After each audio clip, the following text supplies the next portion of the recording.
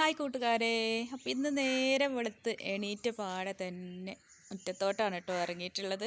കാരണം എന്താണെന്നറിയോ? അപ്പോൾ ഇന്നലെ രാത്രി ചെറിയൊരു ചാറ്റൽ മഴയൊക്കെ ഉണ്ടായിരുന്നു കേട്ടോ. കണ്ടോ, മണ്ണൊക്കെ ഇങ്ങനെ മഴത്തുള്ളി വീണിട്ടിങ്ങനെ ചെതറി കിടക്കുന്നത് കണ്ടോ. പിന്നെ മുറ്റത്ത് നിറയെ പൂക്കളാണ് കേട്ടോ. റബ്ബറിൻ്റെ പൂക്കളാണ് കൊഴിഞ്ഞിട്ടുള്ളത്. മുറ്റമൊന്നും അടിച്ചോരിയിട്ടില്ല, നീച്ച് വരുന്ന പാടാണ്.